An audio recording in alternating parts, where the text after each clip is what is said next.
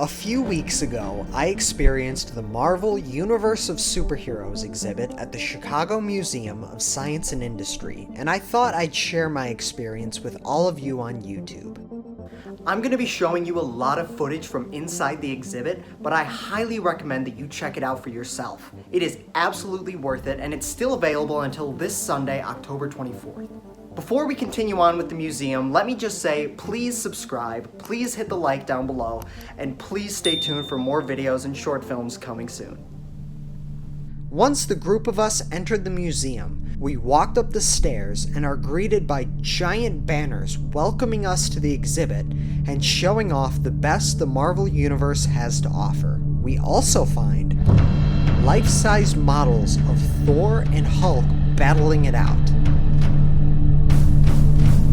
From there, we enter the exhibit. Once entering the exhibit, we are greeted with a lesson of how superhero comics came to dominate the industry today. The first comic books took the form of pulp magazines featuring action heroes like cowboys, noir detectives, and sci-fi heroes fighting against the forces of evil. These pulps were a popular and cheap form of entertainment in the 1930s and largely featured characters without superpowers. However, that all changed during World War II. By the 1940s, there was a boom in superhero fiction in comics, as explored in the next part of the exhibit. The first Marvel heroes included superheroes such as the Human Torch and Namor the Submariner, who were both introduced in 1939. However, back then the company was not called Marvel, but rather Timely Comics.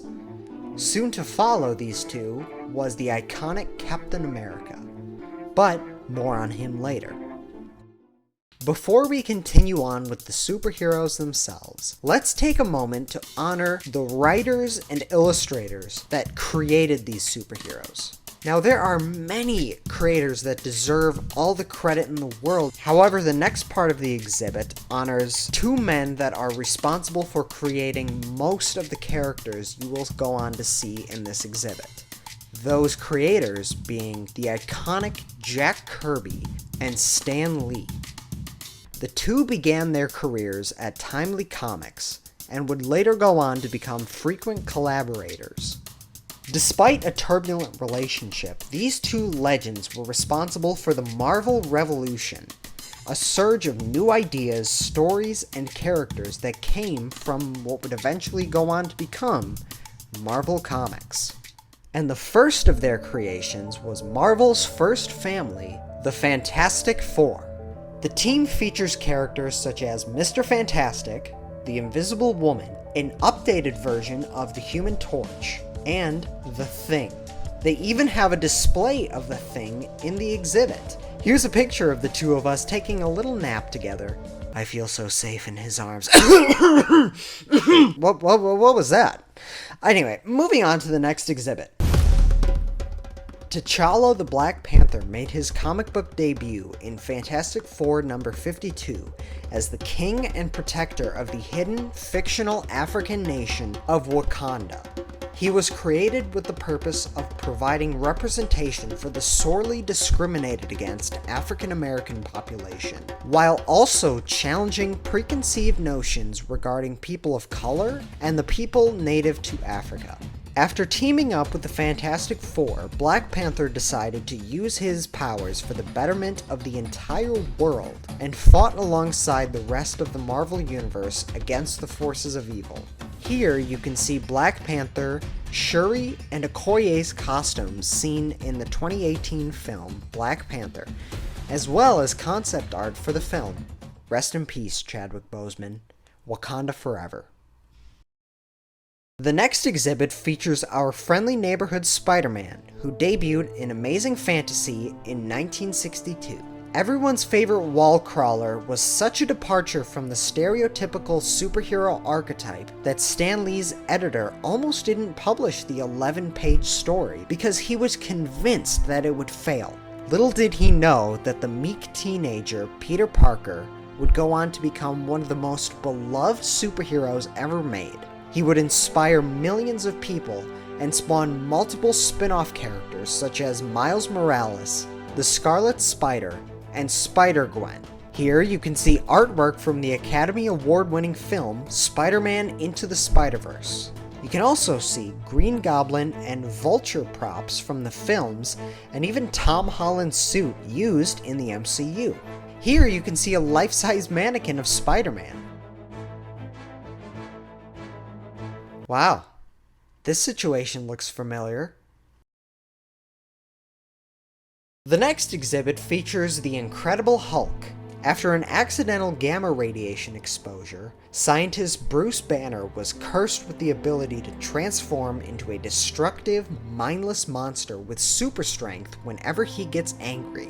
One of the founding members of the Avengers, Hulk is a modern-day Jekyll and Hyde. Is he an evil monster, a misunderstood hero, or both? In addition, after a necessary blood transfusion to save the life of his cousin, Jennifer Walters, she transformed into the superhero She-Hulk, who will later be getting her own Disney Plus series very soon. Next up is the Invincible Armored Iron Man. Introduced to the world in 1963, Lee and Kirby wanted to challenge themselves by creating a character that was wholly unlikable, and yet audiences would love him regardless. Billionaire war profiteer and weapons manufacturer Tony Stark was wounded with shrapnel in his chest and captured by Vietnamese soldiers, using his company's weapons against innocents and American troops. After witnessing the horrors of war and realizing the error of his ways, Stark builds a suit of power armor to escape capture. When he returns home, he disbands Stark Industries' weapons manufacturing and becomes the superhero Iron Man in order to do right by the world. He is joined by his partner, Colonel James Rhodes, aka War Machine. Iron Man has been used to explore topics such as guilt, addiction, and self-improvement, and he was portrayed brilliantly by Robert Downey Jr. Here you can see props from the films, including various suits he wears in the MCU. Next up, created by Joe Simon and Jack Kirby in 1941, Steve Rogers was a sickly patriot who wanted to serve his country and fight in the front lines of World War II.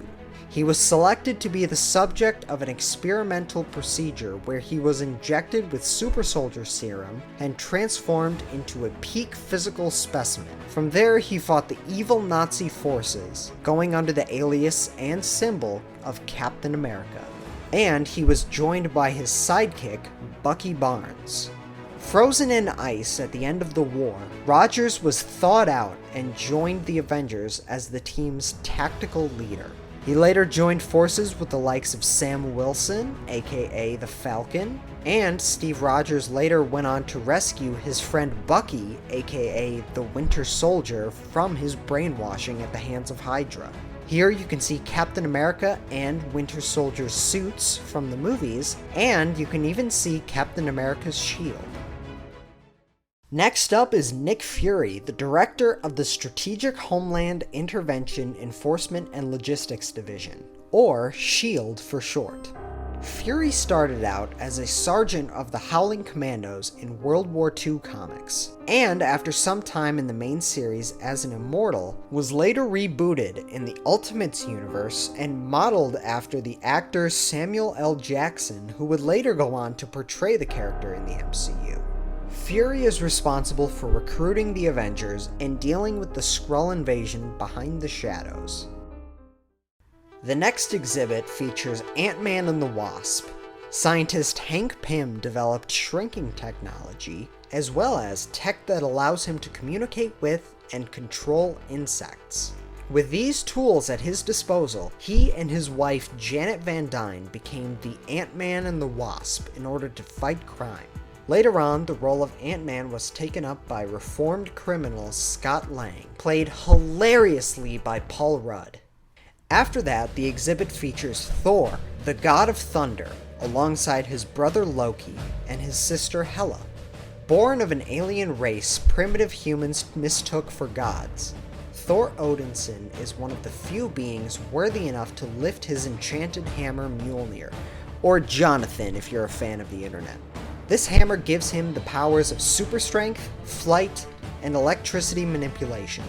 Thor would later join the forces of the heroes of Midgard, or Earth, to fight against his trickster brother, evil robots, and alien invasions. Recently in the comics, his love interest, Jane Foster, would become worthy to take up the title of Lady Thor, and it is this version of the character that we'll see in the upcoming Thor: Love and Thunder. Black Widow and Hawkeye. Natasha Romanoff was a Russian assassin until defecting to S.H.I.E.L.D. after her life was spared by Clint Barton, aka Hawkeye, after he was sent to take her out. After proving her loyalty, these two became the most efficient secret agents in the world and later became pivotal members of the Avengers.